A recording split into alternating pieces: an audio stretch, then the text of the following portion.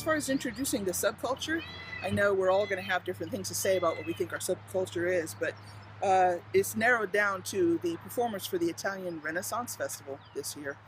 But it originally was going to be the Renaissance Faire performers, and yet there's a lot of overlap. So I think our subject is people who perform at fairs and festivals around the country, and they are historical reenactors. So in a sense, they're actors, they're performers, they're engaging the public in fun and creative ways. And that's pretty much our subculture, I think.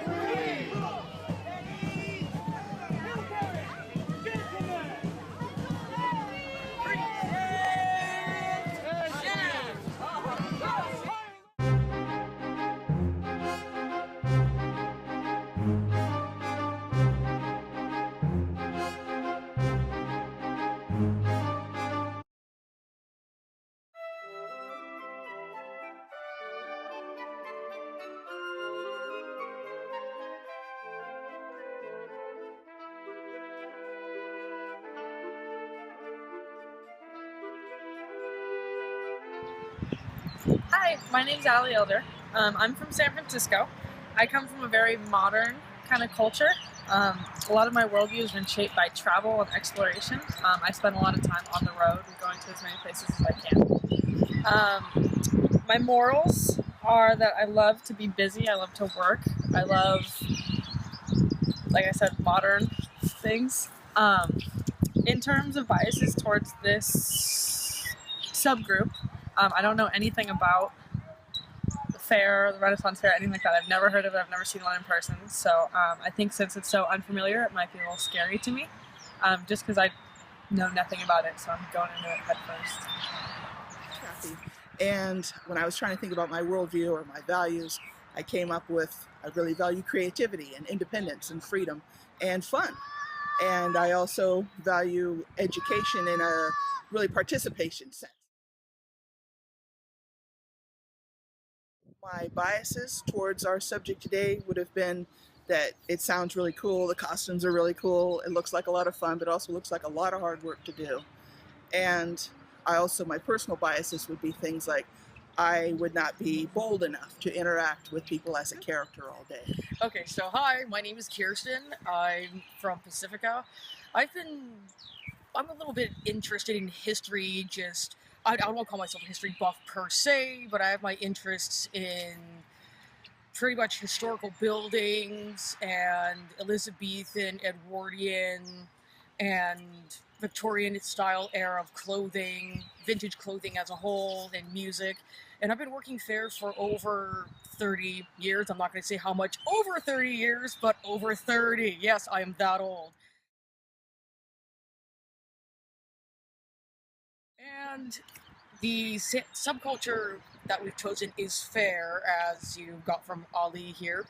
And being as I've been working fair effectively all my life, I don't exactly know how the outside world would want to view me, and my whole influences and how fair has shaped my world is that I'm a bit more trusting than the average bear. I don't know, some people may say that I'm a little bit too trusting, but I tend to see the good in all people. I'm a little bit more generous when it comes to my time and a little bit more forgiving. And like I said, extremely more trusting than the average person.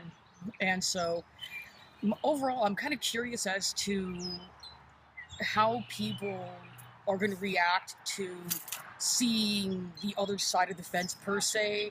I'm kind of curious as to whether or not people understand the scope of work and rehearsal that we put into the fair, because I've noticed that there's a lot of people who seem to think that this is all we do and that we just show up and we put on a show, when there's far, far more to it than just showing up and putting on a show.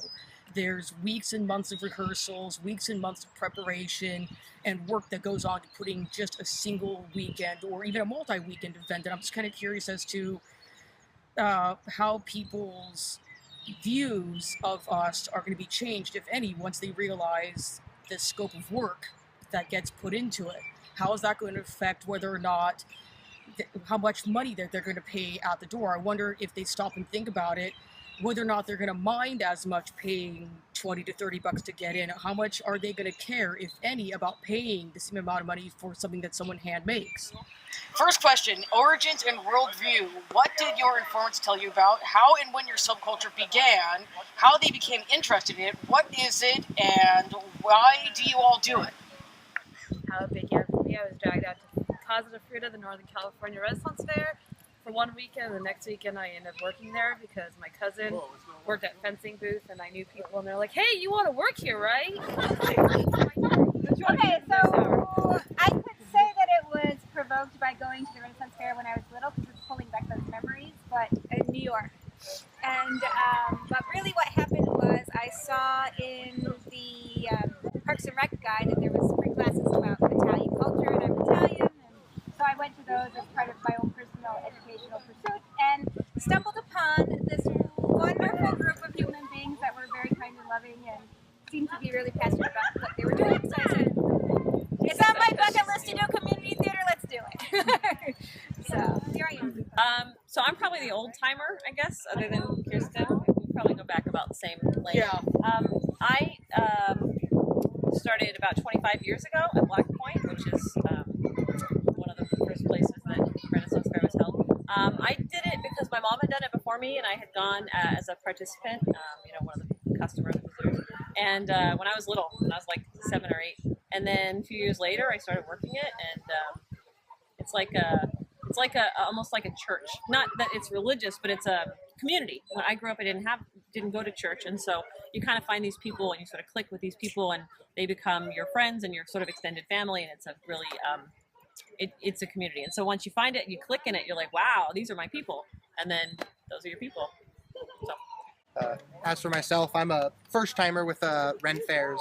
I always wanted to go. I've had a very large interest in European medieval culture for a long time. I've always thought it was interesting. As for how I got into it, a good friend of mine wanted me to help with one of the booths, and I said, sure. She told me that I had to take a couple of classes, the same one she was talking about, in order to be a part of it, and then there are auditions, and I learned about it, and I said, why not? You know, I love theater, so yeah. Do you want to introduce yourself real quick? Yeah, my name is Sophia, and I'm here in a park in Benicia rehearsing for an upcoming event that I'm doing. So, how much do you know about how and when your subculture began? A lot, actually. So it began in, I believe, the early 60s by a woman named Phyllis Patterson. She started the Renaissance Pleasure Fairs because a group of her and her friends would get together and kind of do historical reenactment type stuff. But she thought it would be an exciting thing to open out up to the public. So it just became bigger and bigger and bigger. And now they're started all over the United States. How did you become interested? My parents met at the Renaissance Fair, and then I've just been doing it ever since then. My dad was entertainment director of the Northern and Southern California Renaissance Pleasure Fairs for 15-ish years, so I was born in the middle of that, so I've just been doing it ever since then. And what is the Renaissance Fair to you, and what are a couple reasons that you do it? Like, how would you explain it to people? I mostly do it now for the family that's built up around it. I have a lot of close personal relationships with friends and family. My dad is always doing shows and directing and being in shows and things like that, so I kind of also just do it for him.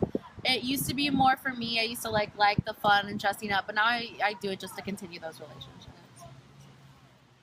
How do you think that gender is perceived in your group? Do you see any differences between men and women, or how do they act?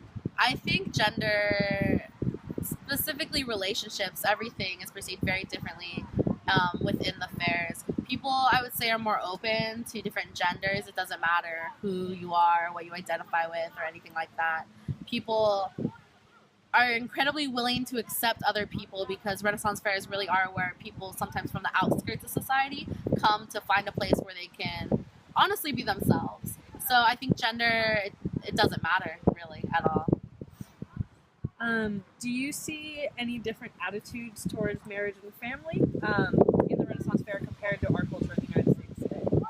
I would say yes. I've encountered more maybe subversive or different types, non-normative relationships than, the basic American nuclear family. I know a lot of people that are in open relationships, or they have just like, they might have a husband, but they also might have a boyfriend, and everyone's okay with that. I know people who just live in large communities of like their friends and their family. It's just really more about being open and honest with yourself and having close friends and family with you at all times, really. Do you, in the Renaissance community, have a specific way of communicating with each other, both on and off camera? What are the differences in communication that you see? The difference in communication. I don't really know if there's a large difference. There's some, like colloquial terms that other people might not understand. But other than that, I think it's just people are communicating on the same basic level as everyone else. It's just kind of, how certain subcultures have slang or things like that. There's a bit of that, but it's not too different. What about words, gestures, or things like the way that you guys dress? How different is that? I would say there's a lot less of the, clean-cut, button-up, suit and tie crowd at Renaissance fairs. But I don't know. I wouldn't say that it's so completely different that you can look at somebody and say, oh, they go to a Renaissance fair. Because we're wearing almost the exact same outfit, truly. But I grew up at Renaissance fair and you didn't. So I think it just really depends on the person to person. I would say people at fairs are more willing to go in public wearing that outfit. Like after a long day at fair, if I really want a cheeseburger, I'm not just gonna go get that cheeseburger in full Renaissance outfit. I just don't care. I think there's a little bit of that, but not too much. Like you look at somebody and you're just like, oh, they're obviously, into that type of thing. They're into Renaissance fairs. What do you guys talk about differently with each other versus people who aren't in the group? Like, do you guys have different conversations? Do you focus on different things? Do you think there's any of that? I would say that my conversations with a lot of people that I met through fair have to center around fair. That's because there's such a tight, personal kind of, the group as a whole is so tight that everyone's kind of aware of what everyone else is doing. So you want to talk about that. It's kind of like that's our little niche in the world. So the same way anybody, you go to school, you talk with all your friends about school things. I would say we talk mostly a lot about fair and fair dynamics and people and things like that. Well, for one thing, because it's fair and it's theater, we're all on stage. So when we're on stage at fair in our costumes, we're communicating using fair language, using period words, dialect, to the extent that everybody is capable of doing it. People who, like me, have been doing it a long time, are a lot more versed in the language of being a fair character. But that's when we're on stage. When we're talking to each other, I think that when we're off stage and just being community, there are some commonalities or things that we understand. Like I used to say rennies, as in like carnies, I guess, for people. And now I mostly say fair folk, because rennies seems to have like a more derogatory kind of a thing than anything. It's a very theater sort of thing. So there's on stage, there's off stage, backstage. So we'll use a lot of just theater kind of terminology. At fair itself, we're a fairly permissive culture. There's a lot of sort of like hugging and holding and kissing, and not necessarily in inappropriate ways, but for us. But people outside of our group may feel that there's the amount of touching, personal space invasion is invasive. It's too much. In general, though, fair folk are extremely liberal. They're old hippies and they're theater people, and they tend to be really like accepting of marriage equality, gender equality, all of your sort of standard liberal issues. Most fair people are very on the liberal side of the spectrum. Every once in a while, you find a more conservative fair person, but they're definitely more of a family. A lot of people at fair choose not to have families. They're sort of progressive, and they're like, I don't want to have kids. Need to have kids, and they don't. I do. I have kids. And one of the things about fair is that because we're such a close community, and we are, there's a very it takes a village kind of a thing. So we kind of all keep an eye on each other's kids and make sure nobody's getting in trouble or getting hurt. No, I haven't done fair yet. But I can tell you about my experience with the interview. and and all the people that I've met, and then what it's been like adapting to the group. Yeah. That's good. Sure. Okay, so. But I won't. But I won't. I could tell you all those I things. could tell you all those things. So tell me when we're rolling. Are we rolling? I'm rolling. Okay, great. So this is going to be my first time working on the actual fair. I can only tell you that I've never worked with a group of people that are quite like this before. What I'm experiencing is an unprecedented level of acceptance and understanding from a group of people who are clearly in desperate need of being accepted and having someone understand them. I beg to differ. I'm just saying. You want to know how they communicate? Well, let me say that most of it is done through what's the word I'm looking for? Through what? Through hugs. Through hugs. I wish. You get what you wish for. No, through body innuendo. It's just like a non-stop stream of body innuendo. It's not B-A-U-T-Y. You know?